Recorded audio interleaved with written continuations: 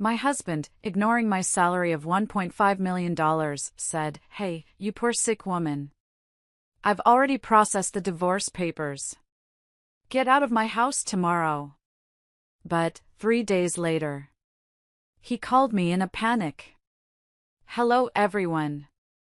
Thank you for being here with me today. Before I begin my story, I'd love to know which city you're joining us from. Please feel free to share in the comments. Now, let me take you into this story. Medicine? You think I went out to get you medicine?" Richard laughed, a cold, sharp sound that echoed off the high ceilings of the master bedroom. He stood at the foot of the bed, looming over me, still wearing his expensive suit, his face twisted not with concern, but with pure, unadulterated disgust. "I brought something much better than medicine, Meredith. This is a cure. A cure for both of us." He tossed a thick manila folder onto the bed. It landed heavily on my legs, sliding slightly over the silk duvet.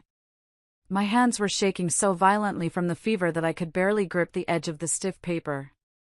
My body felt like it was on fire, my temperature hovering near a dangerous 104 degrees, but the look in my husband's eyes sent a chill through me that froze my very marrow. "Open it," he commanded, his voice devoid of any warmth. "Unless you're too weak to even do that." I struggled to sit up, my head swimming with dizziness. With trembling fingers, I opened the folder. The bold, black letters at the top of the first document screamed at me, blurring in and out of focus through my tear-filled eyes. Petition for dissolution of marriage. Divorce papers. "Richard?" I whispered, my voice raspy and broken. "What is this? I asked you for antibiotics. I can't breathe." "Stop it. Just stop the act," he snapped, pacing the room now, his energy frantic and aggressive. "I am done, Meredith. I am done coming home to a sick, useless woman. I am done dragging you through life. Look at you. You're pathetic." Before I continue with how my husband tried to destroy me and how he ended up regretting the day he was born, please leave a comment letting me know what part of the world you are watching from. Thank you for being here with me. To understand the magnitude of this betrayal, you have to understand the state I was in. For 2 days, I had been confined to this bed, utterly helpless. I had caught a severe viral infection that seemed to shut down my entire system. My throat was so swollen I could barely swallow water. My joints ached as if they were being pulled apart. This morning, I had begged Richard, the man I had devoted the last 5 years of my life to stop at the pharmacy on his way home from work. He had promised. He had kissed my forehead, a cold, perfunctory peck, and said he would take care of it. I had spent the entire day drifting in and out of fever dreams, checking the clock, waiting for the sound of his car in the driveway. The house was so large, so silent. It felt like a tomb. Every tick of the grandfather clock downstairs felt like a hammer hitting a nail into my coffin. I was thirsty, so incredibly thirsty, but the pitcher on the nightstand was empty, and I didn't have the strength to walk to the bathroom to refill it. When I finally heard the garage door open, relief had washed over me. I thought, thank God, he's here. He'll have the medicine. He'll help me sit up. He'll hold a glass of water to my lips. I had prepared myself to be grateful. I had prepared myself to apologize for being a burden, for being sick. But the footsteps coming up the stairs weren't the hurried steps of a worried husband. They were heavy, deliberate, angry. And then the door had burst open, and my reality shattered. "You're surprised?" Richard scoffed, seeing the shock on my face. He walked over to the window and looked out at the sprawling lawn, his back to me. "I've been planning this for months. I just waited for the right time.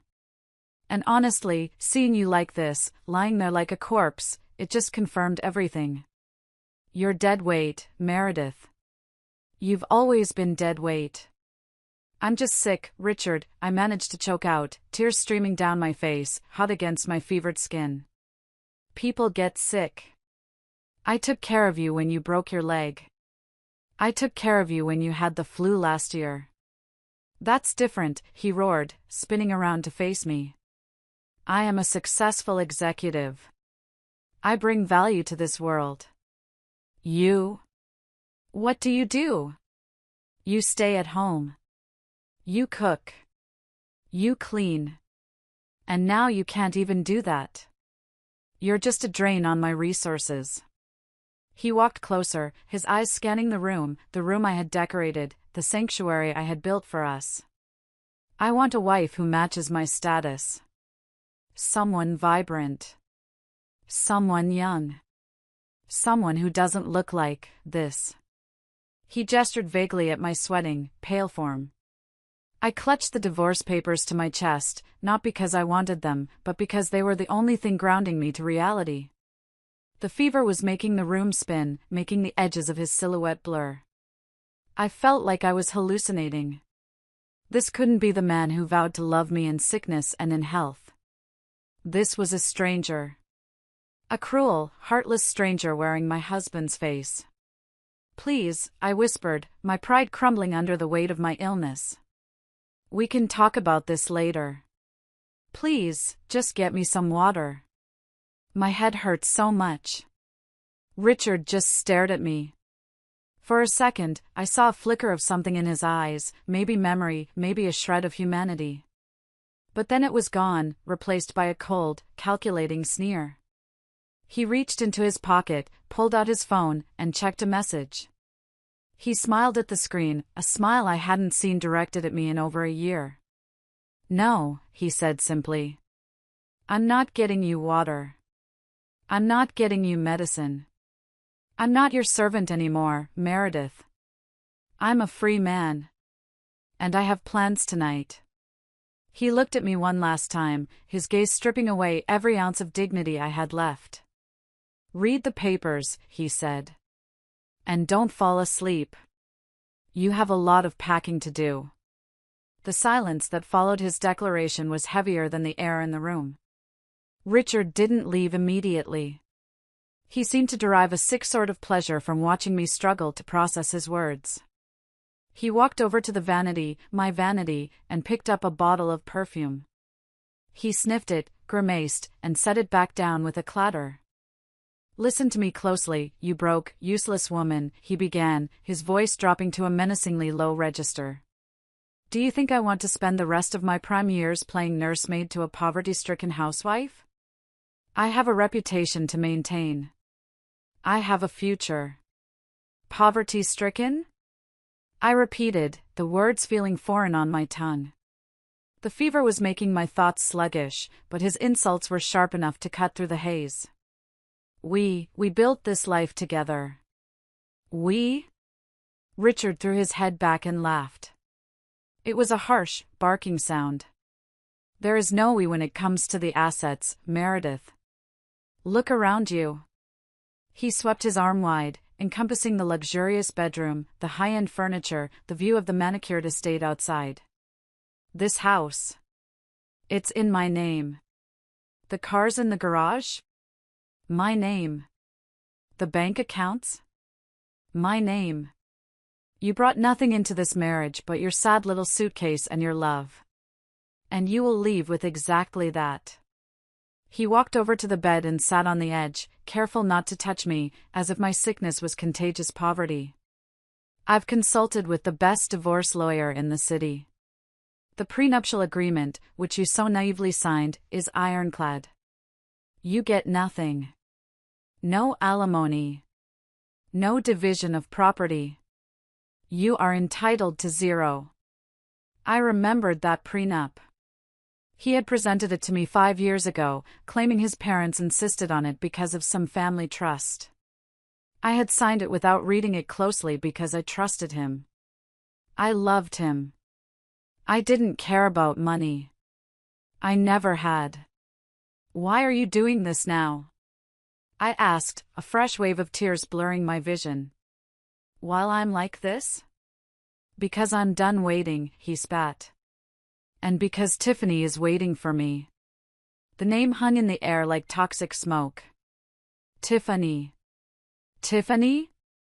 I asked, though deep down, I think I already knew. The late nights at the office. The new passwords on his phone. The scent of vanilla and cheap musk that sometimes clung to his shirts. Yes, Tiffany, Richard said, his face lighting up with a sickening pride. She's 29. She's a model. She's vibrant, healthy, and beautiful. She understands my position as a successful man. She appreciates me.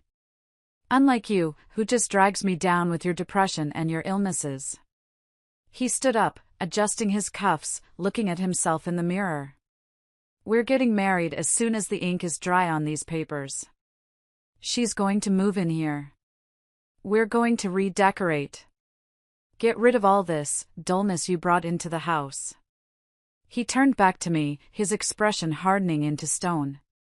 So, here is how this is going to work. I don't want to see your face in this house tomorrow. I'm giving you until dawn. Get out. Pack your rags and leave. Dawn? I gasped. Richard, I can't walk. I have a fever of 104. Where am I supposed to go? That is not my problem, he said coldly. Go to a shelter.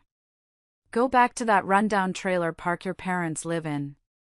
Crawl into a ditch for all I care. Just be gone. He pointed a finger at me. And don't you dare touch anything of value. No jewelry that I bought you.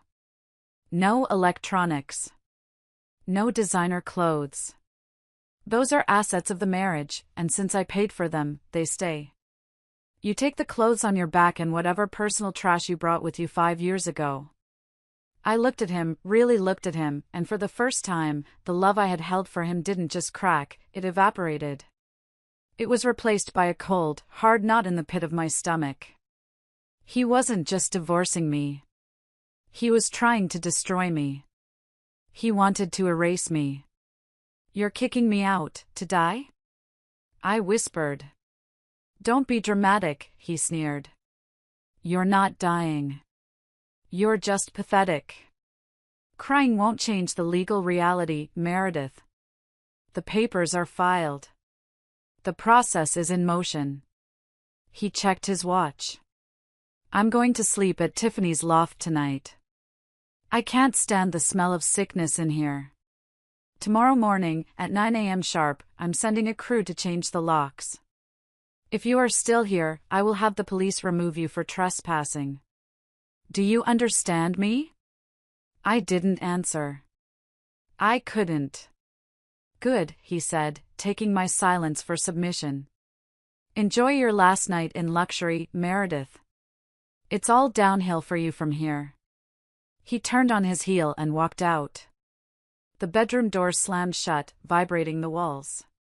A moment later, I heard the heavy thud of the front door, followed by the roar of his sports car engine, the engine of the car I had paid for, though he didn't know it, fading into the distance. I was alone. Sick, divorced, evicted, and replaced. The silence rushed back in, deafening and terrifying. But as the sound of his car vanished, something strange happened. The fear didn't consume me. Instead, a different kind of heat began to rise within me, burning hotter than the fever. It was the heat of absolute, scorching rage. I lay there for 15 minutes, letting the tears flow until they naturally stopped. I gasped for air, my chest heaving, listening to the emptiness of the house. He was gone. He was really gone. And he thought he had won. He thought he had discarded a piece of trash. Slowly, painfully, I wiped my face with the back of my hand. The despair that had threatened to drown me began to recede, replaced by a clarity that was sharp and icy. Richard had made a calculation based on the woman he thought I was, Meredith, the housewife. Meredith, the pushover. Meredith, the poor girl from nowhere. He had no idea who he had just declared war on. I reached under my pillow. It wasn't the pillow I usually slept on, it was the extra one I kept propped up for reading. My fingers brushed against something hard and cool. I pulled it out. It was a sleek, black smartphone. Not the 3-year-old model with the cracked screen that sat on my nightstand, the one Richard monitored, the one he constantly complained about paying the bill for. This was a satellite-encrypted device, state-of-the-art, worth more than Richard's entire wardrobe. It was my only secret. The one thing I had kept from him, not out of malice, but out of a desperate need to have a safety line to my past life, the life I had paused to be his wife. I pressed my thumb to the sensor. The screen flared to life, bypassing the lock instantly. There were no social media apps. No games. No photo albums of cats or sunsets. There was only a secure email client, a banking app for high-net-worth individuals, and a contact list with only 5 names. I tapped the contact labeled Diane COO. My heart pounded against my ribs, not from the illness anymore, but from the adrenaline of the mask finally slipping off. I pressed the call button. It rang once. Chairwoman? Diane's voice came through instantly, sharp, alert, and professional. It was 9 p.m., but I knew she would answer. She always answered. We didn't expect a check-in until next week. Is everything all right? I took a deep breath, fighting the rasp in my throat. I needed to sound like myself. Not Meredith the victim, but Meredith the chairwoman. Diane, I said. My voice was weak, but the steel underneath was unmistakable. Contingency Plan Omega. Activate it. There was a pause on the other end. A heavy, pregnant silence. Plan Omega was the nuclear option. It was the protocol we had drafted 5 years ago, a break glass in case of emergency plan that I had prayed I would never have to use. It meant my cover was blown. It meant the marriage was over. It meant war. Understood, ma'am. Diane's voice dropped an octave, shifting from surprise to tactical efficiency. What happened? Are you compromised? I've been evicted, I said, the words tasting like ash. Richard filed for divorce. He kicked me out. He gave me until dawn to vacate the premises. He's marrying his mistress. The audacity, Diane hissed. I could hear the sound of a keyboard clacking furiously in the background. He has no idea who he's dealing with. Ma'am, your health status? Your biometrics are showing elevated stress and temperature on our remote monitor. I'm sick, Diane. Viral infection. High fever. I can barely walk. He left me here to rot. He did what?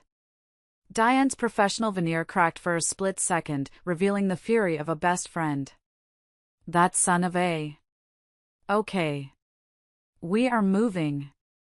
I am not sending a standard ambulance. I'm dispatching the extraction team. ETA 20 minutes. Do you need the police? No, I said quickly. No police. Not yet. I want this quiet. He thinks I'm a helpless, poor woman who's going to crawl to a shelter. I want to let him believe that. I looked around the room where I had nursed him through his failures, where I had listened to his dreams, where I had secretly funded his entire lifestyle. Diane, I said. Bring the team to the service entrance. No sirens. And prepare the legal department. I want a full asset review ready by morning.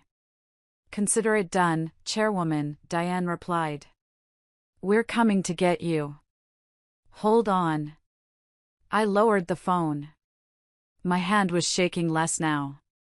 The fever was still burning me up, but my mind was laser-focused. I looked at the divorce papers still lying on the bed. I reached out and closed the folder. You want a divorce, Richard? I whispered to the empty room. I'll give you a divorce. But first, I'm going to teach you a lesson about value. The 20 minutes I waited for Diane felt like an eternity, yet they passed in a blur of feverish preparation. I didn't pack a suitcase. Richard had told me to take only my rags, to take nothing of value. He wanted me to leave with nothing? Fine. I would leave with absolutely nothing. I managed to stand up, my legs trembling violently under my weight. I stripped off the silk nightgown Richard had bought me for our anniversary last year, the one he said made me look presentable. I let it drop to the floor in a puddle of fabric. I walked to the back of the closet, past the designer dresses he claimed were assets of the marriage, and found the old, worn-out sweatpants and oversized hoodie I had worn when we first met. They smelled like dust and memories.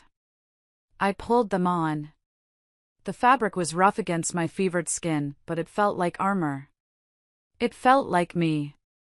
I sat on the edge of the bed, shivering, clutching my secret phone. Exactly 19 minutes after I hung up, my phone vibrated. We are at the service entrance. Perimeter is clear. I didn't have the strength to walk down the stairs. I knew that. But I wouldn't have to.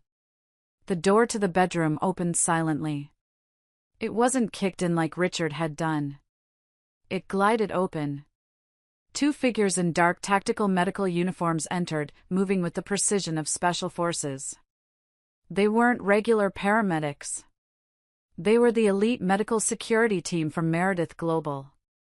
Behind them strode Diane. She was wearing a trench coat over her business suit, her face set in a grim line. When she saw me, huddled in old sweats, pale, sweating, and shaking, her composure shattered. "Oh, Meredith," she whispered, rushing to my side.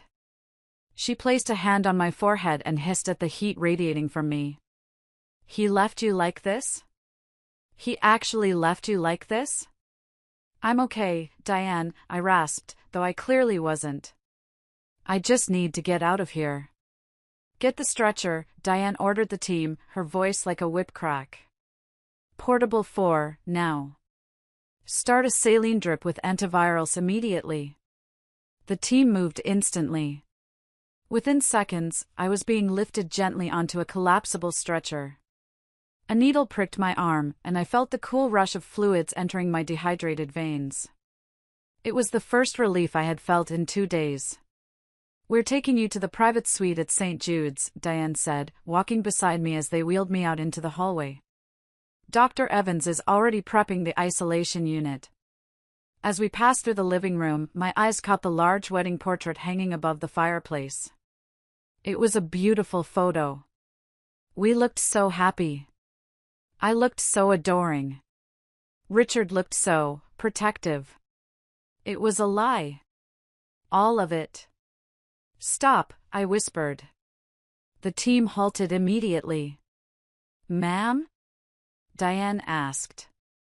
I looked at the photo, then at the vase on the mantel, then at the expensive Persian rug underfoot. "Leave everything," I said, my voice gaining a momentary strength. "Don't take a single thing. Not my toothbrush. Not my books. Not even my coat." "But ma'am, your mother's locket." Diane started. "It's in the safe deposit box at the bank, not here," I said. "Anything in this house, leave it. Richard said I brought nothing, so I leave with nothing. I want him to come back to a house that is perfectly undisturbed, except for the fact that I have vanished." "Understood," Diane nodded. "We leave no trace." They carried me out the front door. The cool night air hit my face, and I inhaled greedily. In the driveway, there were no flashing lights.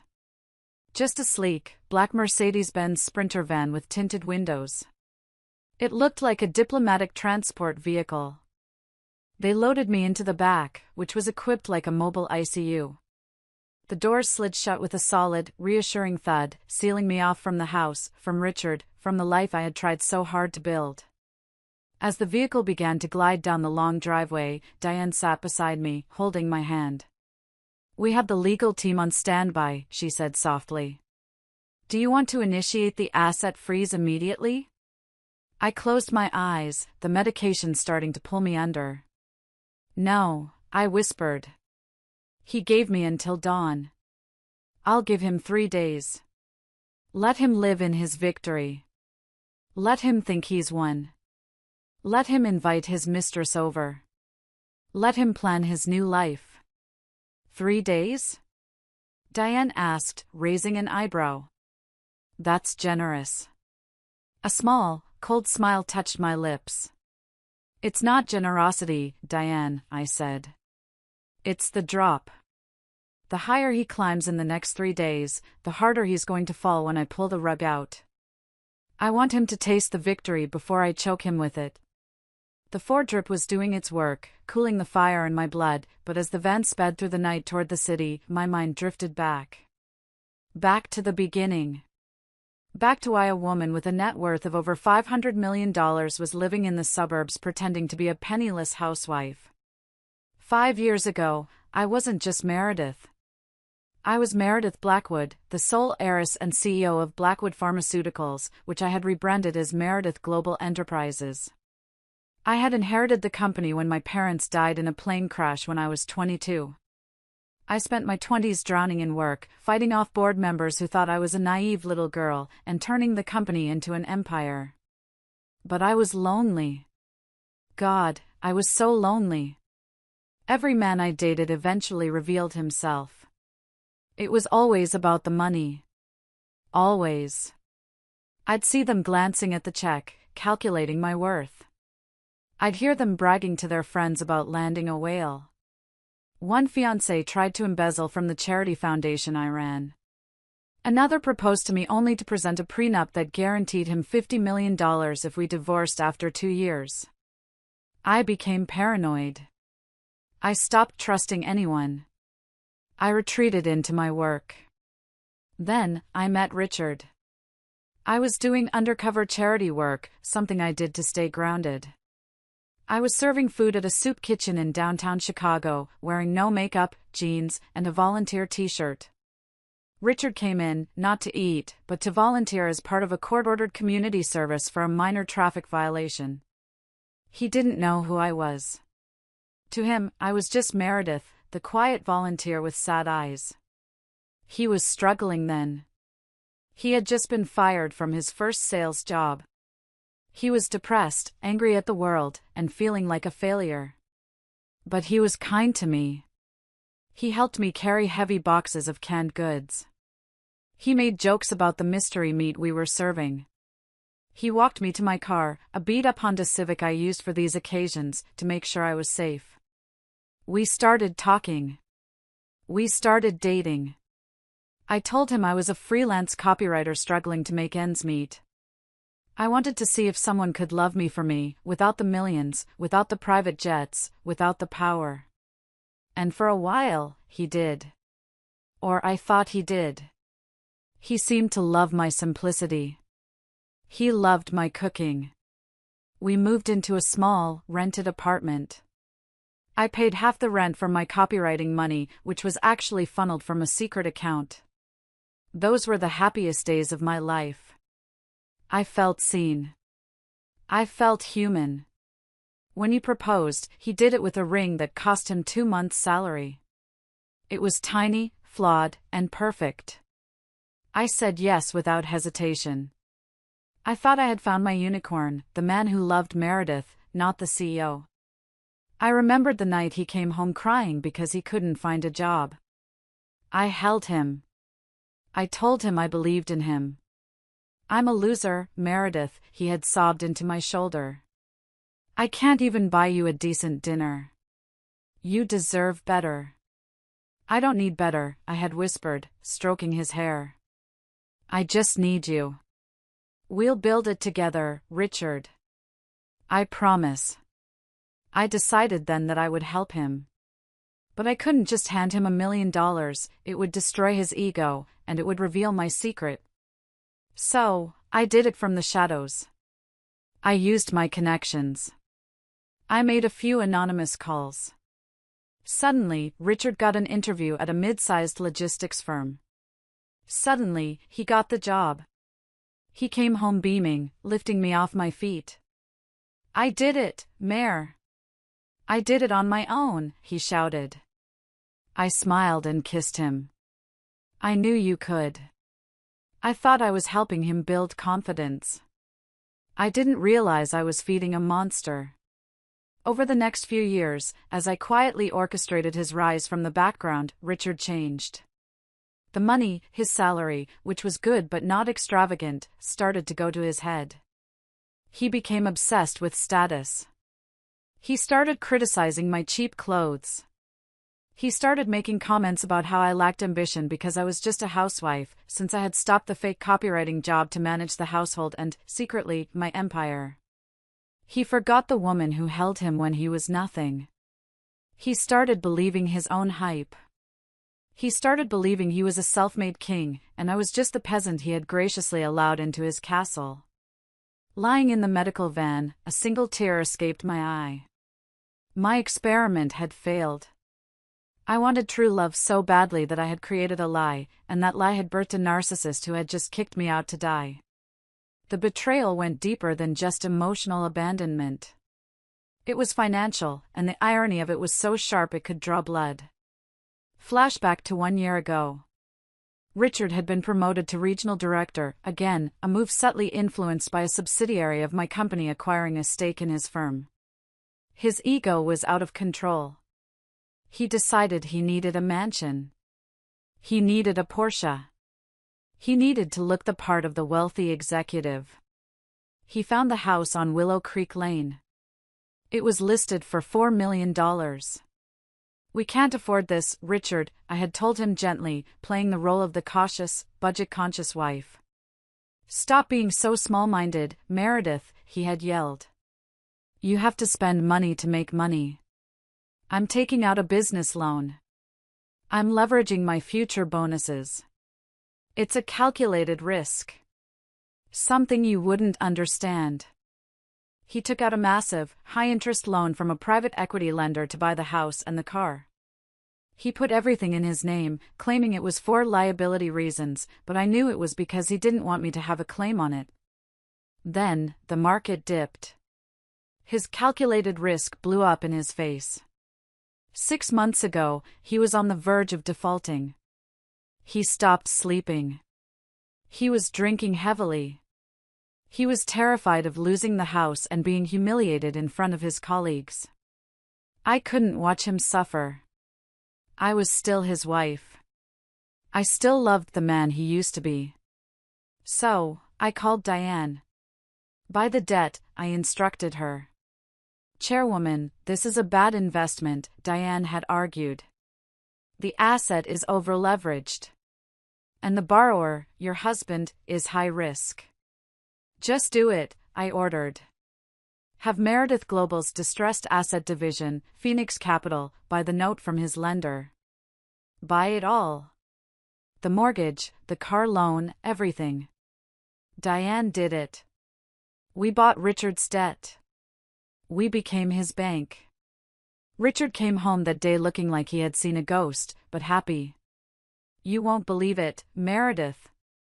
The bank sold my loan to some new investment group, and they restructured the terms.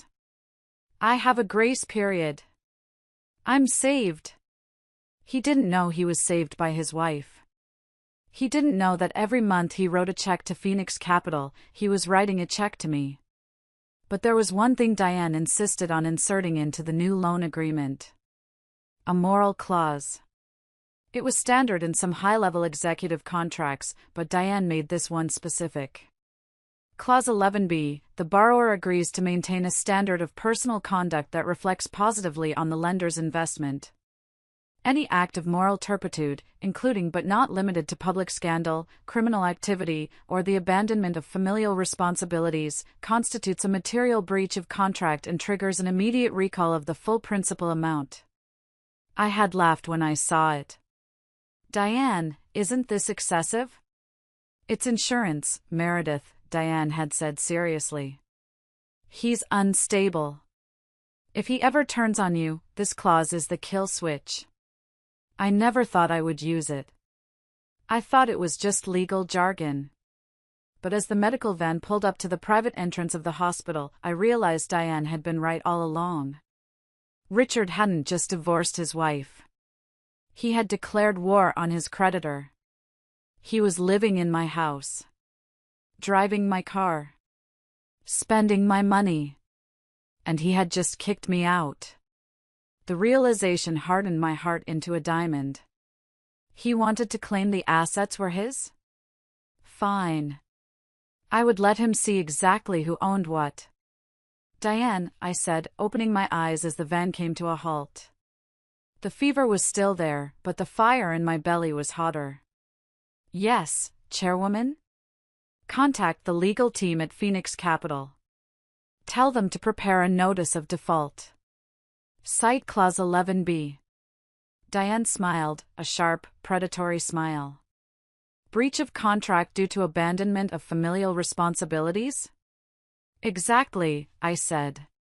He wants to marry Tiffany? He better hope she's rich. Because in 3 days, he's going to owe me $4 million due immediately. The next morning, while I was hooked up to IVs and monitors in the VVIP suite of the hospital, receiving the best care money could buy, Richard was waking up in what he thought was his kingdom. I didn't need to be there to know what was happening.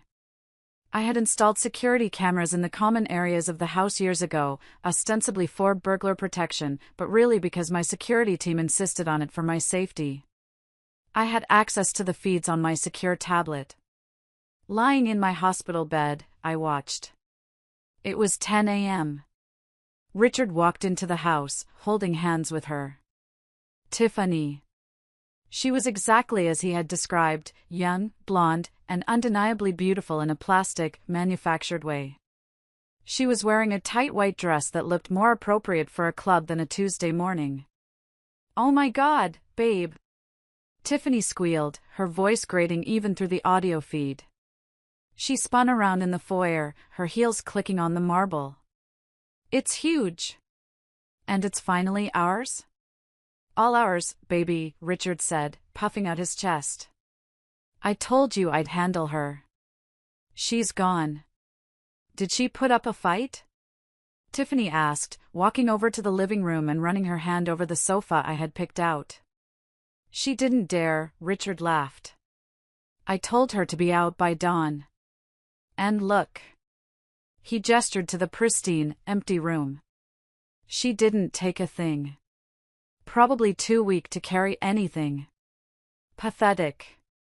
"Ew," Tiffany said, wrinkling her nose. "Ideally, we burn everything she touched." "This sofa? Hideous. It smells like old people." I watched, gripping the edges of my hospital blanket, as she criticized everything. The curtains were drab. The art was boring. My kitchen, where I had cooked thousands of meals for Richard, was outdated. "Don't worry, honey," Richard cooed, wrapping his arms around her waist. "You can change whatever you want. I'm the king of this castle now, and you're the queen. We'll hire a designer tomorrow. Get rid of all this junk." "Junk?" I whispered to the screen. That junk was hand-selected Italian leather and limited edition prints. They walked up the stairs to the master bedroom. My heart clenched. That was my sanctuary. Tiffany threw open the door and flopped onto the bed where I had been lying in agony less than 24 hours ago. "So much space," she cheered. Then she saw the nightstand. My side of the bed. She opened the drawer. Empty. She went to the closet. She pulled open the doors. "Whoa," she said. She really left her clothes? She pulled out a vintage Chanel jacket I had bought at a consignment shop years ago, or so I told Richard. It was actually brand new. She held it up against herself. "Kinda frumpy," she giggled. "But maybe I can sell some of this on eBay? Make some pocket money?" "Throw it out," Richard said, coming up behind her and kissing her neck. "I don't want any trace of her in here. Tonight, we celebrate. A new beginning. Just you and me. And your money," Tiffany added, turning to kiss him. "And my money," Richard agreed. It was nauseating. It was like watching vultures pick at a carcass before the animal was even dead. They moved through my house with such entitlement, such arrogance. Richard looked happier than I had seen him in years. He looked liberated. He had erased me completely. In his mind, I was already a distant memory, a problem solved. I'm going to order the best catering in the city for tonight, Richard announced. Lobster, Wagyu beef, the works. I want to toast to my freedom. Yay! Tiffany clapped her hands. Can we get that expensive champagne? The one with the gold label? Anything for you, my love, Richard said. I'm a rich man. I can afford it. I turned off the tablet. I couldn't watch anymore. The bile rose in my throat. Director Evans, I said to Diane, who was working on her laptop in the corner of the room. Yes, Chairwoman? Is the trap set? The trap is set, Diane confirmed. We've notified the bank holding his credit cards. They are technically issued by a subsidiary bank we own a controlling stake in. We've flagged his accounts for suspicious activity pending a review. Good, I said, leaning back against the pillows. He wants to celebrate with lobster and champagne? Let's see how he pays for it. The evening of day one brought the first crack in Richard's facade. I didn't see this on camera, but I saw the transaction logs later. Richard had invited a few of his bros over to show off his new life and his new fiancée. He wanted to make a splash. He called Le Monde, the most exclusive catering service in the city. He ordered a feast fit for royalty, imported seafood, truffles, and yes, the champagne Tiffany wanted. The total bill came to $2,500. At 7 p.m., the catering van arrived. The delivery staff set up the spread in the dining room. It looked magnificent. Tiffany was taking selfies with the lobster, posting them to Instagram with captions like #NewLife, #Blessed, #Upgrade. Richard stood there, swirling a glass of scotch, looking every inch the master of the universe. Then, the head caterer approached him with a mobile card reader. Mr. Blackwood, the man said politely. If we could just settle the bill before we leave? Of course, Richard said loudly, making sure his friends heard. Put it on the black card. He pulled out his sleek, black credit card, the one he was so proud of, the one whose limit I had secretly increased 3 times so he wouldn't be embarrassed at business dinners. He handed it over with a flourish. The caterer inserted the chip. A moment of silence. Beep. I'm sorry, sir, the caterer said, frowning at the machine. It says declined.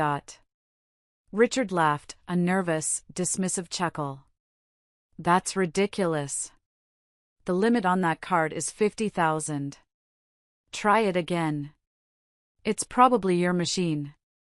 The caterer tried again. Beep. Declined, do not honor. The room went quiet. Tiffany stopped taking selfies. Richard's friends exchanged awkward glances. Here, use this one, Richard said, his face flushing slightly red.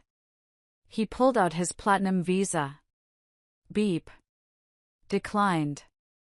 Sweat started to bead on Richard's forehead. This is absurd. There must be a system outage at the bank. I just used these yesterday. Do you have another form of payment, sir? The caterer asked, his politeness straining.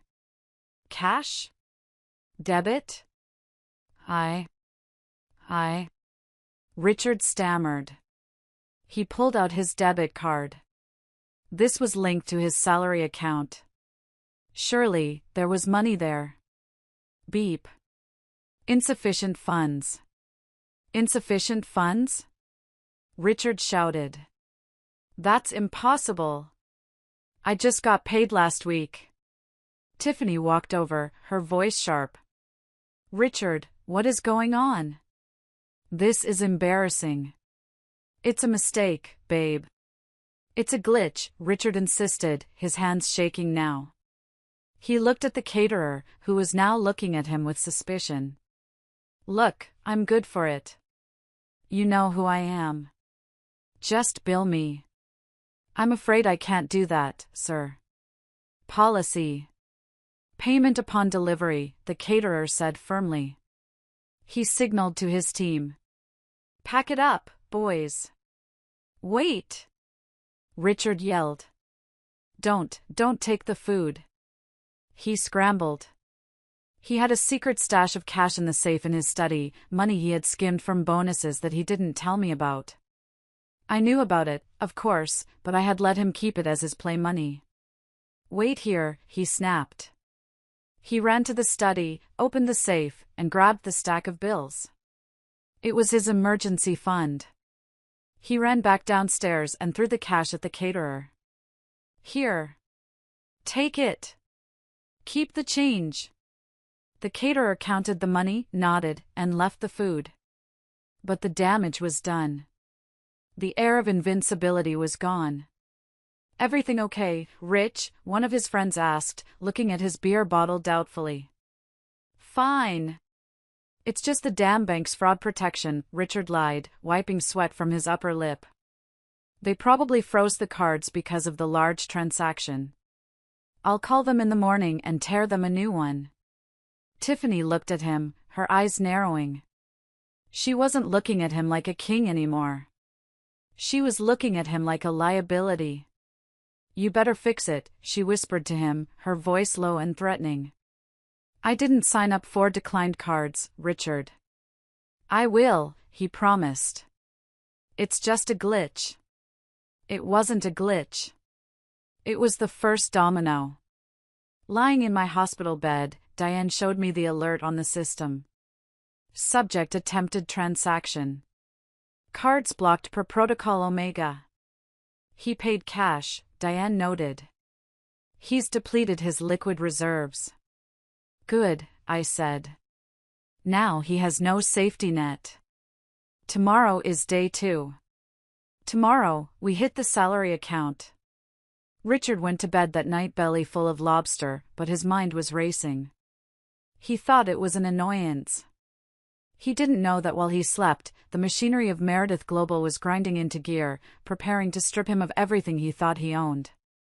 The fever was breaking. My strength was returning. And Richard's time was running out.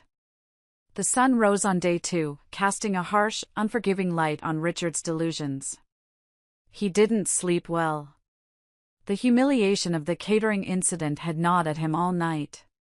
He woke up determined, angry, and fully convinced that this was all just a massive clerical error. I'm going to the bank, he told Tiffany, who was sulking over a breakfast of cold cereal because the gourmet meal had been taken away. I'm going to get someone fired for this. He dressed in his best suit, an Italian wool blend that cost $3,000, and drove to the downtown branch of Sovereign Wealth Bank. He didn't park in the public lot, he pulled right up to the VIP valet circle. He slammed the door of the Porsche and marched inside, bypassing the long line of regular customers to head straight for the glass-walled office of the branch manager. Mr. Blackwood, the receptionist chirped, though her smile looked a bit strained. Do you have an appointment? I don't need an appointment, Richard barked. I'm a platinum client. Get the manager. Now. 5 minutes later, he was sitting across from Mr. Henderson, the branch manager. Henderson looked uncomfortable. He kept shifting in his leather chair, avoiding Richard's eyes. Fix it, Richard demanded, throwing his black card onto the mahogany desk. Your system embarrassed me in front of my guests last night. Declined? Insufficient funds? Do you know who I am? I know exactly who you are, Mr. Blackwood, Henderson said quietly. He typed something into his computer and turned the screen so Richard could see it. And the system isn't broken. Your accounts are frozen. Frozen? By who? The IRS? Richard laughed nervously. I pay my taxes. Not the IRS, Henderson said. By the primary lien holder of your debt. A company called Phoenix Capital, a subsidiary of Meredith Global Enterprises. Richard frowned. Meredith Global? Who are they? I've never heard of them. They bought your mortgage and your business loan 6 months ago, Henderson explained. Yesterday, at 5 p.m., we received a Level 1 default notice from their legal department. It triggers an automatic freeze of all liquid assets associated with the debtor to cover the outstanding principal. What principal? Richard stood up, slamming his hands on the desk. I make my monthly payments. I've never missed a payment. According to the notice, Henderson read from a document, you triggered a non-financial breach of contract. Something about the moral clause? Richard blinked. Moral clause? That's boilerplate nonsense. You can't freeze my salary account for that. We can, and we did, Henderson said, his voice hardening. Mr. Blackwood, your salary account balance is currently 0. It has been swept to pay down the interest. Your credit cards have been revoked. You effectively have no money in this institution. You can't do this, Richard stammered, the color draining from his face. I have bills. I have a fiancé. I suggest you contact Phoenix Capital, Henderson said, standing up to signal the meeting was over. And Mr. Blackwood? Valet services are for customers with active accounts. Please move your vehicle immediately, or we will have it towed. Richard stumbled out of the office. The bank lobby seemed to spin. The tellers, the security guard, the other customers, they all seemed to be looking at him, judging him. He felt naked. He felt small. He walked out into the bright sunlight, his hands trembling so hard he dropped his keys. He stared at the Porsche, the car he loved more than he had ever loved me. It was still there, gleaming, beautiful. But for how long? He sat in the driver's seat, gripping the steering wheel, trying to breathe. He had no access to cash. No credit. And a mysterious company named Meredith Global was hunting him. The name nagged at him. Meredith. My name. But he dismissed it instantly. It was a common name. There was no way his frumpy, sick, stay-at-home wife was connected to a corporate shark like Meredith Global. It was just a cruel coincidence. Richard looked at his reflection in the rearview mirror. The arrogance was gone, replaced by a dawn of terror. He was beginning to realize that the ground beneath him wasn't solid rock, it was a trapdoor, and the latch had just been pulled. Richard sat there, paralyzed, the realization crashing over him like a tidal wave. He was broke. Completely, utterly broke. And the nightmare was only just beginning. If you are listening to this and you can feel the walls closing in on Richard, if you are rooting for justice to be served, please help me out. Like this video and comment the number 1 down below. Let me know you are with me, that you are part of this journey. Your support means the world to me. Comment 1 so I can see you. And now, listen closely, because what happens next is where the trap snaps shut. Richard drove home in a daze, driving 10 miles under the speed limit because he couldn't afford a ticket. When he pulled into the driveway of the estate, he saw a nondescript sedan parked near the gate. A man in a cheap suit was leaning against it, smoking a cigarette. As soon as Richard exited his car, the man flicked the cigarette away and approached him. Richard Blackwood? Who's asking? Richard snapped, though his voice lacked its usual bite. You've been served, the man said, shoving a thick envelope into Richard's chest. Courtesy of Sterling and Croft, representing Phoenix Capital and Meredith Global Enterprises. The man got in his car and drove away before Richard could even react. Richard stood in the driveway, tearing open the envelope. His hands were shaking so badly he ripped the paper. He pulled out the legal documents. Notice of acceleration and demand for payment in full. He scanned the pages, his eyes widening with every paragraph. Pursuant to the loan agreement dated, date, the borrower has violated Clause 11, Section B, the moral clause, specifically regarding the preservation of family stability and spousal welfare. Evidence has been submitted confirming the borrower's abandonment of his legally wedded wife, Meredith Blackwood, during a medical crisis, and the cohabitation with a mistress, Ms. Tiffany Miller, on the premises secured by the lender. This conduct constitutes a material breach, damaging the reputation of the collateral. Total amount due immediately, $4,250,000. Failure to remit payment within 24 hours, deadline, 9 a.m., day 3, will result in immediate foreclosure and repossession of all secured assets, including the property at 12 Willow Creek Lane and the 2024 Porsche 911. $4 million? Richard whispered, his knees buckling. 24 hours? He dropped the papers on the asphalt. The wind caught a few pages, scattering them across the lawn like dead leaves. Clause 11b, he muttered. He remembered me handing him the contract a year ago. I had told him, the new lender has some specific requirements about character, Richard. Just make sure you read it. He hadn't read it. He had been too busy popping a bottle of champagne, celebrating that his debt had been magically bought out. He had signed his life away, and his arrogance had been the pen. He gathered the papers and ran inside. The house was quiet. Tiffany was in the living room, painting her nails, surrounded by shopping bags from yesterday's spree, bags she probably planned to return now that the money tap was dry. "Richard?" she asked, looking up. "Why do you look like you've seen a ghost? Did you fix the bank thing?" "We're in trouble, Tiff," Richard said, his voice trembling. "Big trouble. They're calling the loan. All of it." "What does that mean?"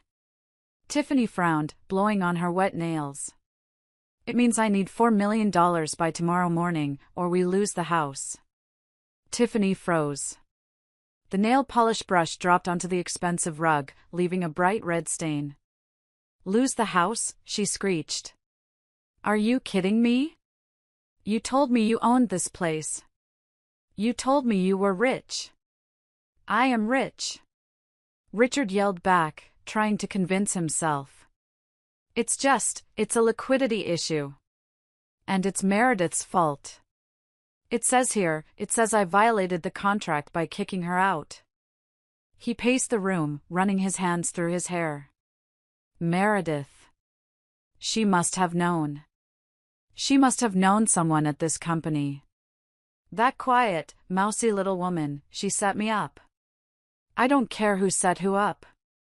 Tiffany stood up, her face twisting into a scowl. "Fix it, Richard. I am not going to be homeless. I told my friends I was moving into a mansion, not a cardboard box. I will fix it." Richard grabbed his car keys again. "I'm going to find her. She's behind this. I know she is. She's probably crying at her parents' house right now. I'll go there. I'll make her call them off. She'll do anything I say. She always does." "She better," Tiffany hissed. "Because if this house goes, I go."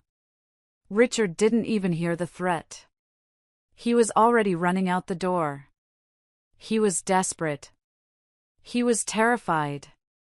And for the first time in 5 years, he realized that the useless wife he had discarded held the keys to his entire existence. He got back into the Porsche, the engine roaring to life. He drove fast, reckless, heading toward the modest neighborhood where my parents lived, the place he despised, the place he hadn't visited in 3 years because it was beneath him. He was going to demand, to beg, to threaten. Whatever it took. He had to find Meredith. The drive to my parents' house took 40 minutes. Richard spent the entire time rehearsing what he would say. He would start with anger, how dare she sabotage him? Then he would switch to manipulation, I did this for us, Meredith, don't you see? If that failed, he would resort to pity. He knew I had a soft heart. He knew I couldn't stand to see him suffer. He pulled up to the small, neat bungalow with the white picket fence. It was a humble home, worlds away from the mansion on Willow Creek Lane, but it was filled with love, something Richard never understood. He banged on the front door, hammering it with his fist. "Meredith! Open up! I know you're in there." The door opened. But it wasn't me. And it wasn't my elderly parents. It was Sarah, my older sister. Sarah has always hated Richard. From the moment she met him, she called him a snake in a cheap suit. Sarah is a high school principal, tough, no-nonsense, and fiercely protective. She stood in the doorway, crossing her arms over her chest. She looked at Richard's disheveled suit, his sweaty face, his frantic eyes. She didn't look surprised. She looked disgusted. "Where is she?" Richard demanded, trying to look authoritative but failing miserably. "I need to talk to my wife." "Ex-wife," Sarah corrected calmly. "And she's not here." "Don't lie to me," Richard shouted. "She has nowhere else to go. I know she came crawling back here." "You really don't know her at all, do you?" Sarah let out a dry, humorless laugh. "You think after you kicked her out, while she was sick, I might add, she would just come here and cry? You think she's that weak?" "I need her to make a call," Richard pleaded, his tone shifting to desperation. "There's been a mistake with the bank. A company. Meredith Global, they're trying to ruin me because of her. She needs to tell them to stop. Tell her I'll let her keep the car. I'll even give her some alimony." Sarah stepped onto the porch, closing the door behind her to shield our parents from his toxicity. She walked right up to him, invading his personal space. "You listen to me, you pathetic little man," she hissed. "Meredith doesn't want your car. She doesn't want your alimony. And she certainly doesn't want to help you. You don't understand." Richard wiped sweat from his brow. "I'm going to lose everything. The house, the money, everything." "Good," Sarah smiled. It was a terrifying smile. "It's about time. You spent 5 years treating my sister like a servant. You spent her money, oh yes, we know about the money she found for you, and you repaid her by cheating on her with some plastic doll." Richard froze. How do you know about that?" "Meredith knows everything, Richard. She's always known." Sarah poked him hard in the chest. "You thought you were the king? You were just the court jester, dancing while the queen paid the bills." "Please," Richard's voice cracked. He was begging now. "Just tell me where she is. Is she at a hospital? A hotel? I just need 5 minutes." "She is far above you now, Richard," Sarah said, stepping back. "She is somewhere you can't reach. Somewhere you don't belong." She turned to go back inside. "Sarah! Wait!" Richard grabbed the door frame. Sarah spun around, her eyes blazing. "If you ever come near this house again, I will call the police." "And Richard? Save your breath for the lawyers. You're going to need it." She slammed the door in his face. The sound echoed like a gunshot. Richard stood on the porch, staring at the painted wood. He was trembling. He had expected a weeping Meredith. He had expected fearful in-laws. Instead, he had been swatted away like a fly. "She's not here," he whispered to himself. "Where is she?" He looked around the modest neighborhood. A realization started to creep in, cold and terrifying. Sarah had said Meredith was far above him. He dragged himself back to his car. The sun was setting. Day 2 was ending. He had 12 hours left before the deadline. He had no money. No wife to manipulate. And the woman waiting for him at home wasn't a partner, she was a parasite who would detach the moment the host died. He started the engine. The drive back to the mansion felt like a funeral procession. Richard returned to the mansion as darkness fell. The house, usually a beacon of light and status, felt ominous. The shadows seemed longer in the corners of the cavernous living room. Tiffany was waiting for him. She wasn't dressed in lingerie or waiting with a drink like she used to. She was sitting on the sofa, fully dressed in jeans and a jacket, scrolling through her phone. The shopping bags from yesterday were gone, likely stashed in her car. Well, she asked, not even looking up. Did you fix it? Richard slumped into the armchair opposite her. He looked aged, 10 years older than he had been 2 days ago. His suit was wrinkled, his tie loose. I couldn't find her, he admitted, his voice hollow. Her family blocked me. The bank won't budge. The lawyers won't take my calls without a retainer, and I can't pay the retainer because my cards are frozen. Tiffany finally looked up. Her face was a mask of cold calculation. So, what are you saying? We're broke? It's temporary, Tiff. Richard tried to reach for her hand, but she pulled away. I just need a bridge loan. Or maybe you could help. You have that savings account you told me about? The money from your modeling contracts? Tiffany let out a sharp, incredulous laugh. My money? You want to use my money? Just for a few days. To pay the lawyer. To stop the foreclosure. Richard pleaded. We're in this together, right? You're my future wife. Tiffany stood up, looking down at him with pure disdain. The mask slipped completely. There was no love in her eyes. There never had been. I'm not your wife, Richard. And at this rate, I never will be. I didn't sign up to bail out a loser. Loser? Richard recoiled as if slapped. I gave you everything. This house. The jewelry. The trips.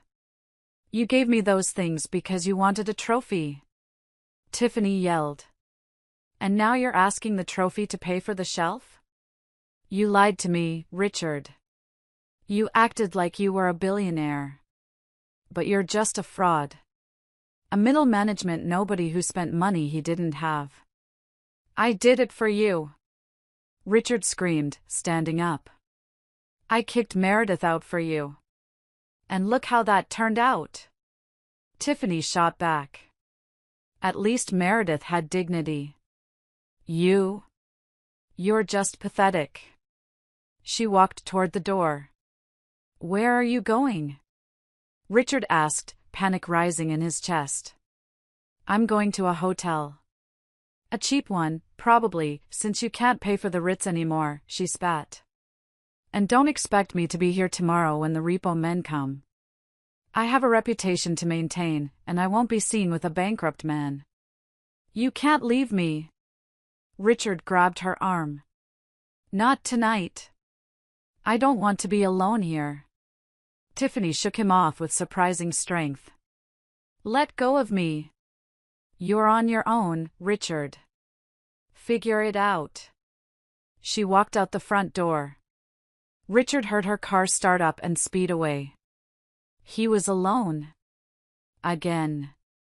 3 nights ago, he had kicked me out of this house. He had thought he was trading up. He had thought he was exchanging a sick, useless wife for a vibrant, loving goddess. Now, the goddess was gone, revealing herself to be a mirage. And the wife? The wife was the ghost haunting every corner of this empty, unpaid-for mansion. Richard walked to the kitchen. He opened the fridge. It was empty, except for a bottle of expensive champagne he had bought for the celebration that never happened. He popped the cork. It was a lonely sound. He drank straight from the bottle, wandering through the dark house. He went to the master bedroom. He saw the empty closet where my clothes used to be. He saw the nightstand where my medicines used to sit. Meredith, he whispered into the darkness. What have you done to me? He didn't sleep that night. He sat in the middle of the living room floor, drinking the warm champagne, watching the clock tick toward 9 a.m. Tick. Tock. The deadline. He was waiting for the executioner. He just didn't realize that the executioner wasn't coming with an axe. She was coming with a fleet of trucks and a clipboard. The morning of day 3 didn't bring sunlight, it brought a gray, oppressive overcast sky. At 8:55 a.m., Richard was still sitting on the floor, still wearing his wrinkled suit from yesterday. He hadn't showered. He smelled of stale alcohol and fear. At 9 a.m. sharp, the intercom buzzed. "Mr. Blackwood? This is the asset recovery team for Phoenix Capital. We have a court order." Richard didn't answer. He didn't move. A few minutes later, he heard the sound of a drill on the front door lock. The lock I had paid for. The door I had welcomed guests through. The door swung open. A team of 6 men in gray uniforms walked in. They were efficient, silent, and terrifying. They weren't the police, they were private contractors, the kind who specialize in high-end repossessions. Leading them was a man in a sharp suit holding a clipboard. He looked around the messy living room, spotted Richard on the floor, and sighed. "Mr. Richard Blackwood?" Richard looked up, his eyes bloodshot. "It's my house," he slurred. "Get out." "Not anymore, sir," the man said calmly. "As of 9:01 a.m., title has reverted to the lender due to default. We are here to secure the premises and assets." The man snapped his fingers. The team moved. 2 men went straight to the garage. A moment later, Richard heard the distinctive roar of the Porsche being started, followed by the grinding sound of it being loaded onto a flatbed truck. "My car!" Richard scrambled to his feet, stumbling toward the window. He watched as his prized possession, the symbol of his manhood, was chained down and driven away. "Please," he begged the man with the clipboard. "Just give me a week. I can get the money. I have contacts." "You had 3 days, Mr. Blackwood. And you ignored the moral clause warning," the man said, checking boxes on his list. "Now, I need you to vacate the property. You may take personal items that fit into one bag. Everything else, furniture, electronics, appliances, stays." "One bag?" Richard gasped. "But, my suits. My watch collection. Purchased with funds from the defaulted loan?" "Those are assets of the lender," the man said coldly. "If you can prove you bought them with independent funds, you can file a claim later. For now, they stay." It was a lie, partially. I didn't want his cheap suits. But I wanted him to feel the strip search of his dignity. I wanted him to feel what I felt when he told me to take only my rags. Richard ran upstairs. He grabbed a gym bag. He threw in a few pairs of underwear, a t-shirt, his toothbrush. He tried to grab his Rolex from the dresser, but a security guard was already standing there. "Leave it, sir," the guard said, hand resting on his belt. Richard dropped the watch. He sobbed. A dry, hacking sound. He walked back downstairs. The house was already being tagged. Bright orange stickers that read seized property were being slapped on the TV, the sofa, the paintings. It was a visual desecration of his ego. "Time to go, sir," the lead agent said, opening the front door. Richard walked out. He stepped onto the driveway. The wind bit through his thin shirt. He had taken off his suit jacket in the heat of the moment and forgotten it inside. The door slammed shut behind him. He heard the deadbolt slide home. A heavy chain was wrapped around the handles, and a padlock was snapped shut. He stood there. No car. No house. No wife. No mistress. Just a gym bag and a hangover. The neighbors were watching. Mrs. Higgins from next door was peering through her curtains. The gardener across the street stopped his blower to stare. Richard Blackwood, the man who strutted around the neighborhood like he owned the world, was now a homeless trespasser on his own lawn. He began to walk. He didn't know where he was going. He just knew he had to get away from the staring eyes. He walked down the long driveway, past the gate that no longer opened for him, and onto the public road. His feet hurt in his dress shoes. His stomach rumbled. He checked his pockets. He had his phone, the old one, with the cracked screen that he hadn't bothered to upgrade because he was waiting for the new model. And he had his wallet, which contained useless plastic cards and a driver's license for an address that was no longer his. He walked for miles, aimlessly, until he reached the city center. He collapsed onto a bench in a public park, surrounded by pigeons and tourists. He was at rock bottom. The fall had been swift, brutal, and total. And in that pit of despair, his mind finally cleared enough to focus on the one name that kept surfacing. The one name that connected everything. Meredith. She was the key. She had to be. With trembling hands, he pulled out his phone. He dialed my number. He didn't expect me to answer. He expected it to go to voicemail or to be disconnected. But he had to try. He had to beg. The phone rang. Brrrng, brrrng.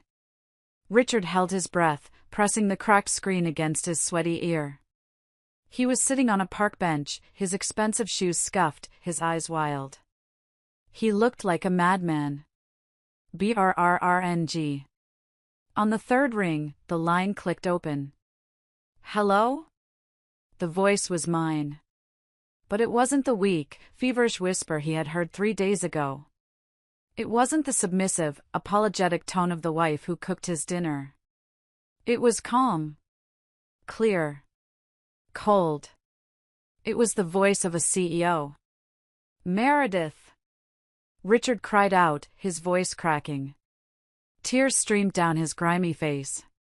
Meredith, oh God, you answered. Help me. Please, you have to help me. 40 floors above him, in the penthouse boardroom of the Meredith Global Tower, I sat at the head of a massive oak table. The room was filled with 12 board members, all dressed in impeccable suits. Diane stood to my right. My phone was placed in the center of the table, on speaker mode. The room was silent. Everyone was listening. Meredith, I don't know what's happening. Richard sobbed, his voice filling the sophisticated room. They took the house. They took the car. I'm on the street. I have nothing. I don't even have money for food. I looked around the table. The board members looked shocked, then disgusted. They were listening to the man who had abandoned their chairwoman. I waited for him to finish his hysterical rambling. I took a sip of water. Who is this? I asked, my voice echoing slightly in the large room. There was a stunned silence on the other end. What? What do you mean? Richard stammered. It's me. It's Richard. Your husband. My husband? I leaned forward, speaking into the microphone. I don't have a husband, Richard. My husband filed for divorce 3 days ago. He told me he was a free man. He told me to get out of his house. I didn't mean it. Richard wailed. I was stressed. I was angry. Please, baby, I made a mistake. It's all a misunderstanding. I'll take it back. I'll tear up the papers. Just come get me. Let's go home. Go home? I let out a short, cynical laugh. To which home, Richard? The one you got evicted from this morning? The one you never actually owned? Richard gasped. You know? How do you know? I know everything, I said, my tone dropping to pure ice. I know about the eviction. I know about the Porsche. I know about Tiffany leaving you last night because you couldn't pay for her lifestyle. And I know you are currently sitting on a bench in Central Park, wearing a dirty suit. How? Richard whispered. The terror in his voice was palpable. Are you watching me? I'm always watching, Richard. Just like I watched you cheat on me for 6 months. Just like I watched you throw my clothes in the trash. Meredith, Please, he whimpered. I'm sorry. I'm so sorry. I'll do anything. Just tell me what to do. I'm starving. I'm scared. I looked at Diane. She nodded. It was time. You want to know what to do? I asked. Yes. Yes. Tell me. Stand up, I commanded. What? Stand up, Richard. Right now. I could hear the rustle of fabric as he scrambled to his feet. He was obeying me instantly.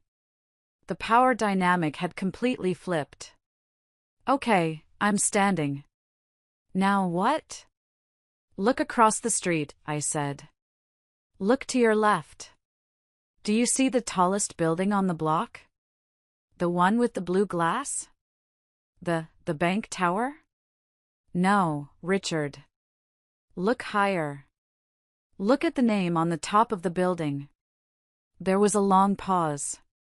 I could imagine him squinting against the sunlight, craning his neck. M. G. E. He read slowly. Meredith. Global. Enterprises. Yes, I said softly. I see it. What about it? He sounded confused. That's me, Richard, I said. That building is mine. That company is mine. I am Meredith Global. The phone slipped from Richard's hand. It clattered onto the pavement, the screen cracking further, but the connection held. He scrambled to pick it up, his hands shaking so violently he almost dropped it again. You're lying, he whispered, his brain unable to process the information. You're a housewife.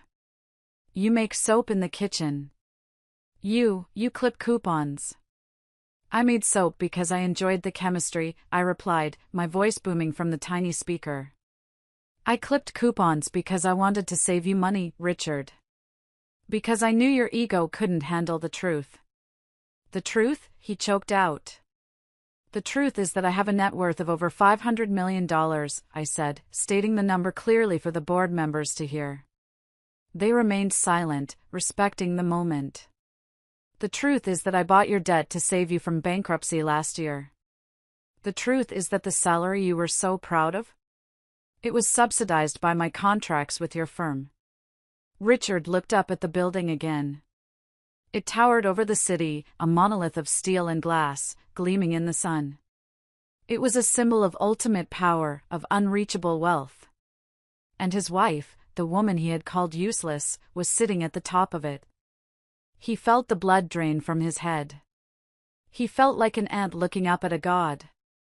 No, he moaned. This is a nightmare. It's reality, Richard, I said. And you broke it. You broke the contract. You broke the marriage. And now, you're broken. Meredith, he cried, falling to his knees right there on the sidewalk. Passers-by gave him a wide berth, looking at the weeping man in the suit with pity and disgust. I didn't know. I swear to God, I didn't know. If I had known. If you had known, what?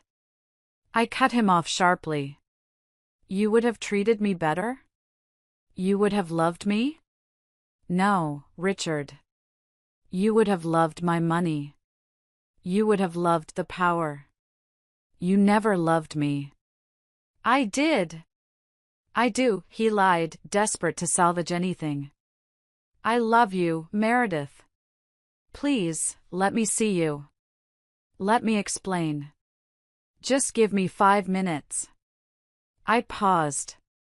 I let the silence stretch, letting him sweat. You want to see me? I asked. Yes. Please. Fine, I said. Come to the lobby. I'll be down in 10 minutes. Don't be late. I hung up. I stood up from the table. The board members looked at me with awe. I adjusted my blazer, a white Versace power suit that cost more than Richard's car. Meeting adjourned, I said calmly. I have some trash to take out. Down on the street, Richard stared at the disconnected phone. Hope, blind, stupid hope, flared in his chest. She agreed to see him. That meant she still cared. That meant he had a chance. He wiped his face with his dirty sleeve. He tried to smooth his hair. He looked at his reflection in a shop window. He looked terrible, but he thought, I can charm her. I've always been able to charm her. She's soft. She'll forgive me. He crossed the street, dodging traffic, running toward the Meredith Global Tower. He felt small. The closer he got to the building, the more massive it seemed. The automatic revolving doors spun like the jaws of a beast. He stepped inside. The lobby was cathedral-like. 3 stories high, with waterfalls cascading down marble walls and a security desk that looked like a command center. People in expensive suits walked briskly, radiating purpose and wealth. Richard stood in the center, a blemish on the perfection. The air conditioning chilled his sweat-soaked shirt. He walked to the reception desk. I'm here to see Meredith, he told the beautiful receptionist. Meredith Blackwood. The receptionist looked him up and down, her nose wrinkling slightly. You mean the chairwoman? Do you have an appointment? I'm her husband, Richard said, trying to summon some of his old arrogance. Tell her Richard is here. The receptionist typed something, then looked up with a smirk. Chairwoman Blackwood is expecting you. But she said you are to wait by the service elevator. She doesn't want you blocking the main flow. The service elevator? Richard felt a fresh sting of humiliation. Over there, she pointed. Richard walked to the corner of the lobby. He stood there, shifting his weight, his stomach growling. He waited. And then, the central elevator bank dinged. Not the service elevator. The main, glass-walled executive elevator. The lobby went quiet. Employees stopped and turned. The doors opened. 2 security guards in black suits stepped out first, clearing a path. Then Diane stepped out.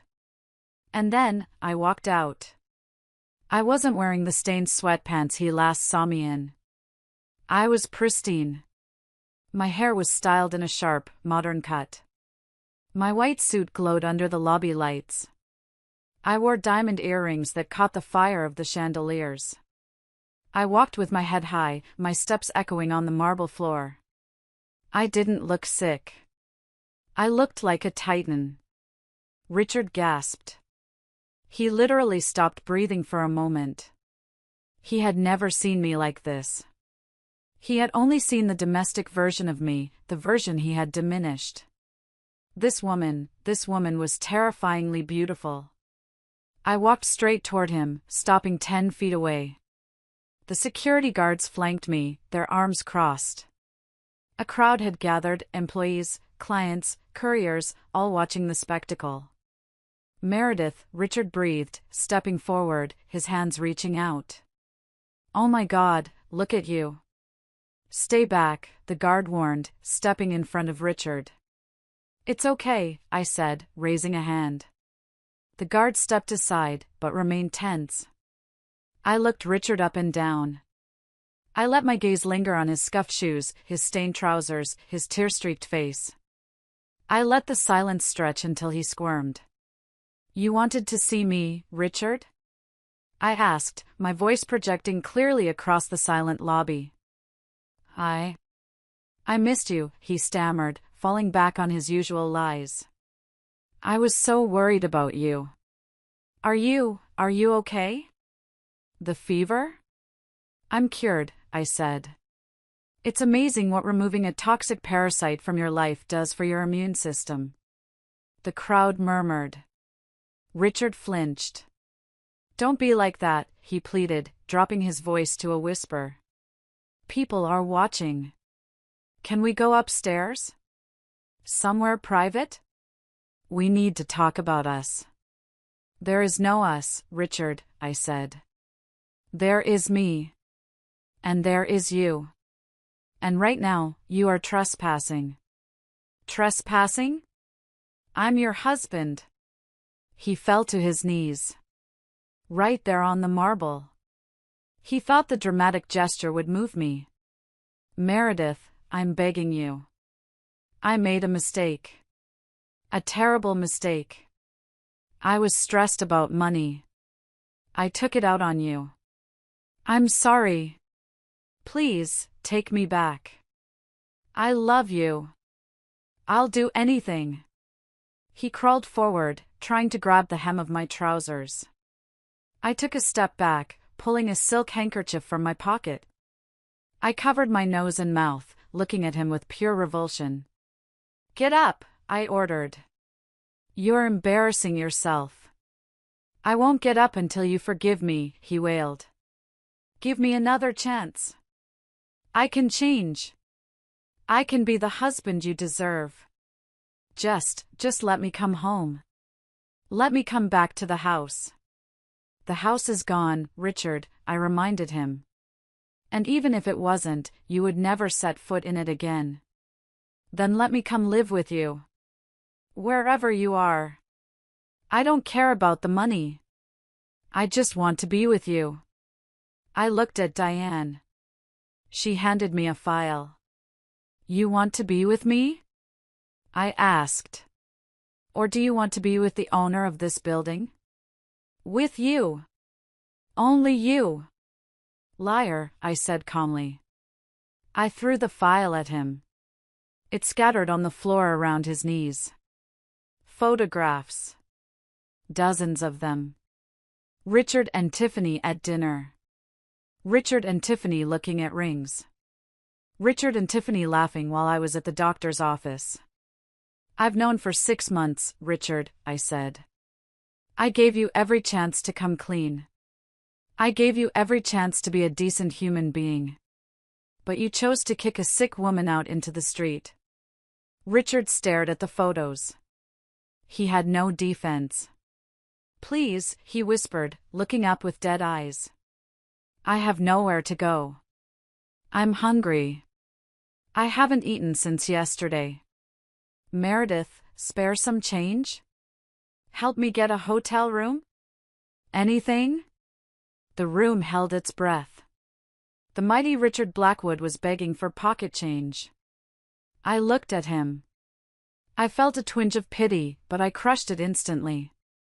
I remembered his face when he threw the divorce papers at me. I remembered his laugh. You want money? I asked. Yes, please. Just a little. Diane, I said. Yes, Chairwoman? Does Meredith Global have any openings for unskilled labor? No, ma'am, Diane said loudly. Our janitorial staff requires a background check and character references.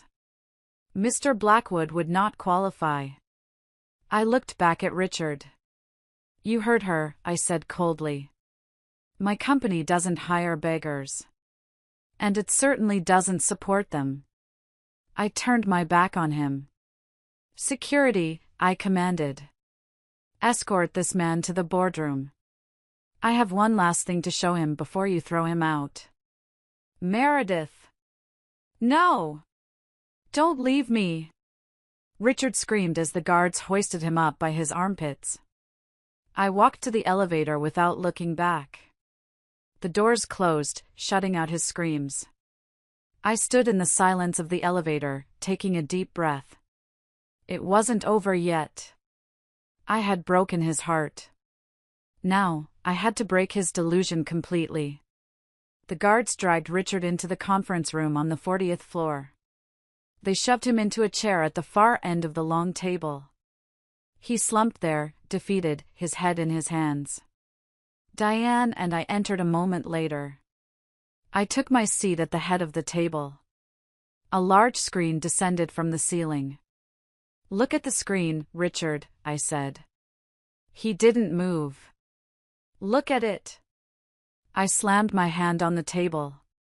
He jumped and looked up. The screen displayed a timeline.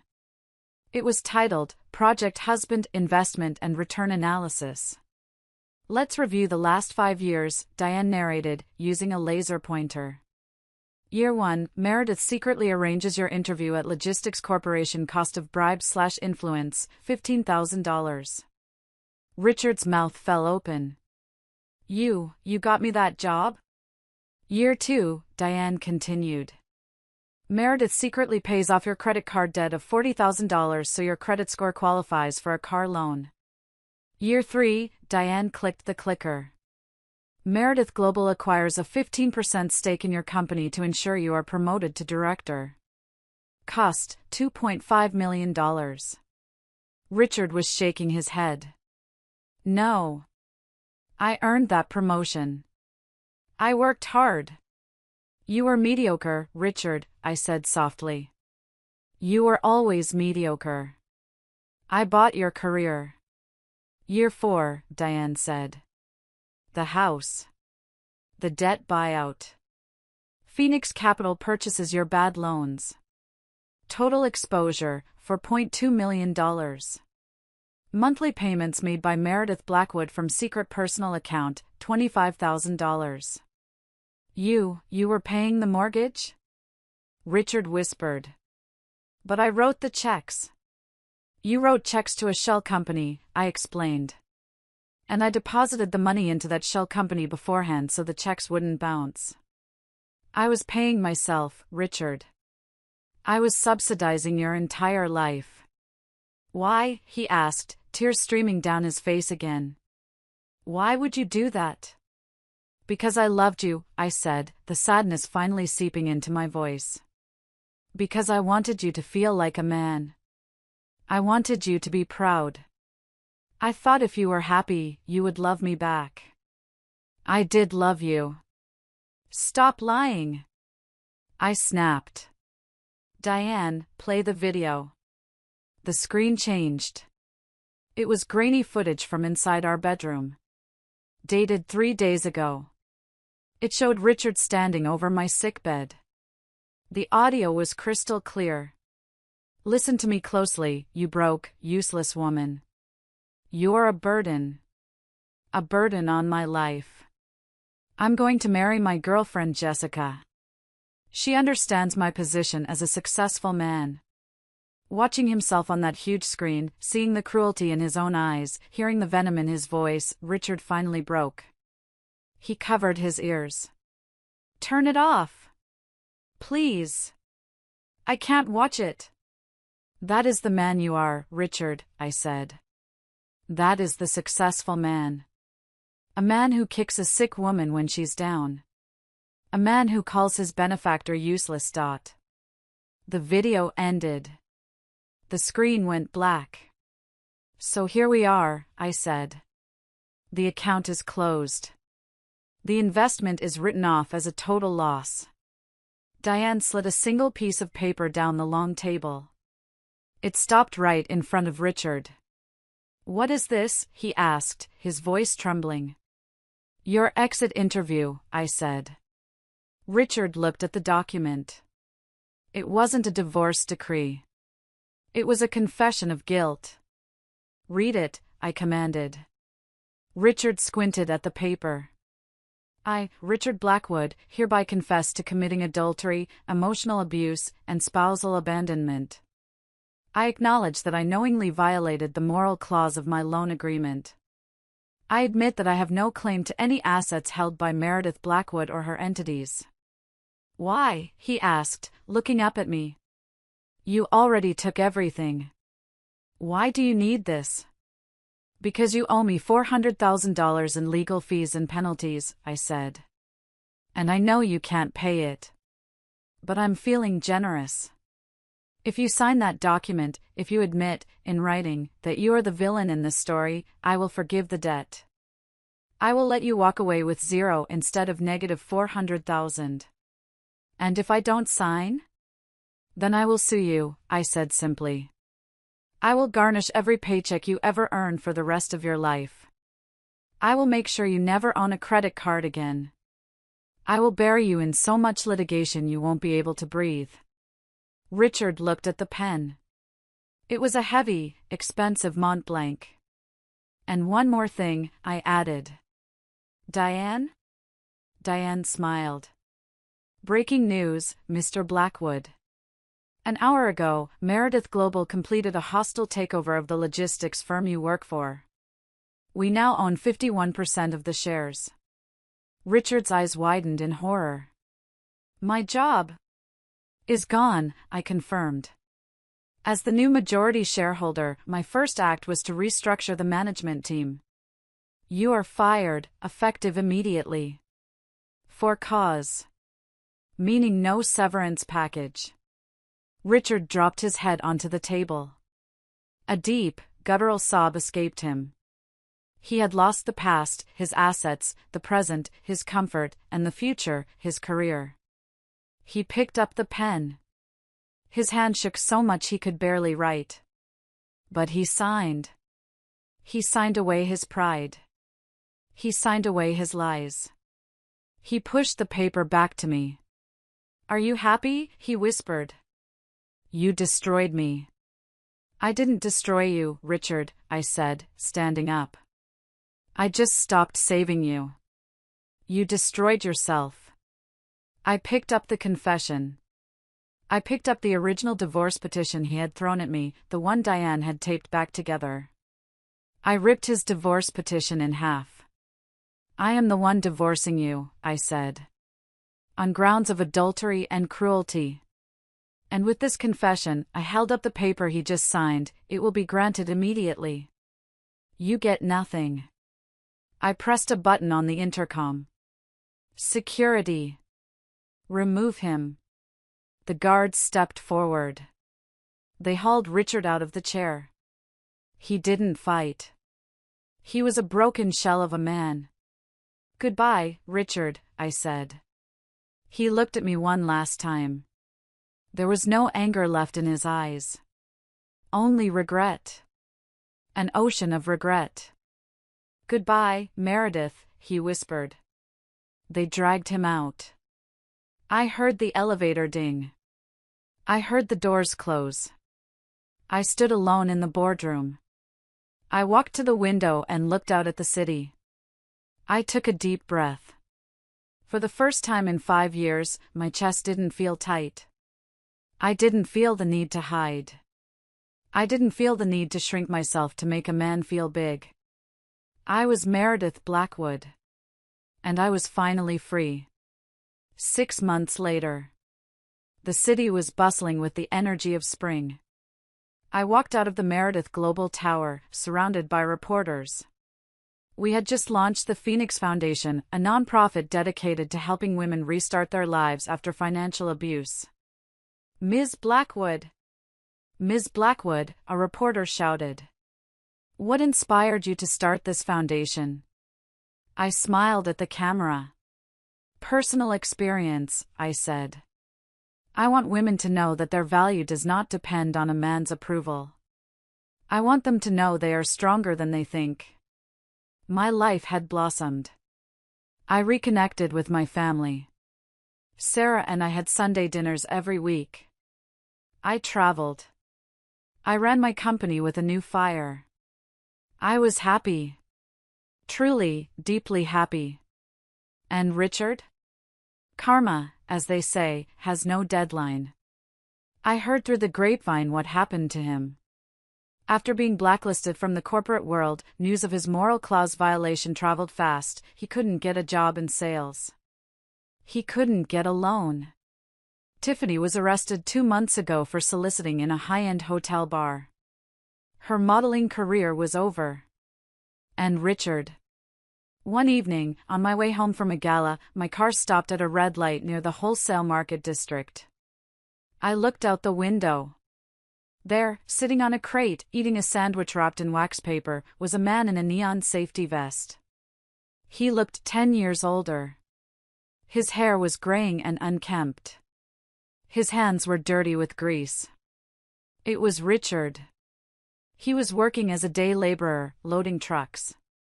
He looked up as my limousine pulled alongside him. Our eyes met through the tinted glass. I don't know if he could see me, but he stopped chewing. He stared at the car, the symbol of the wealth he had squandered. He didn't look angry. He just looked tired.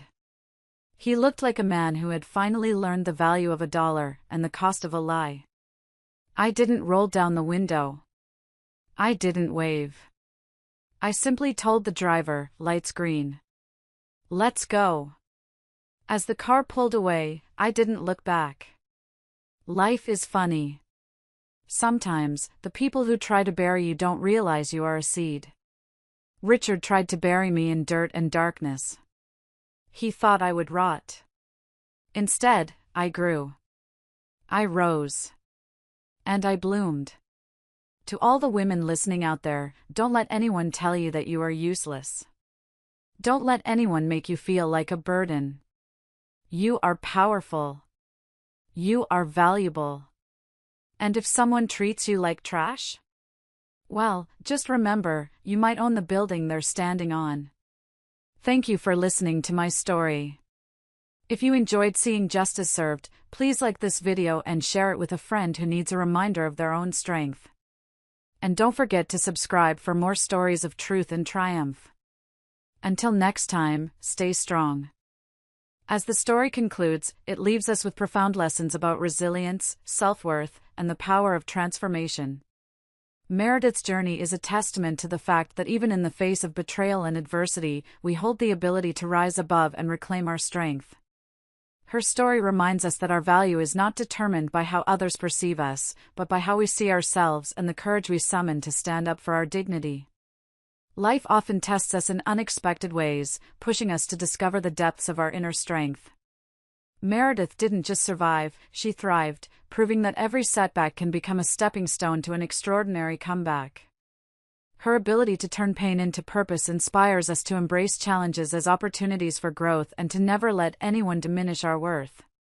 What does this story teach you about resilience and self-respect? Share your thoughts below or comment good if you feel empowered by Meredith's journey. Let's celebrate the strength within us all.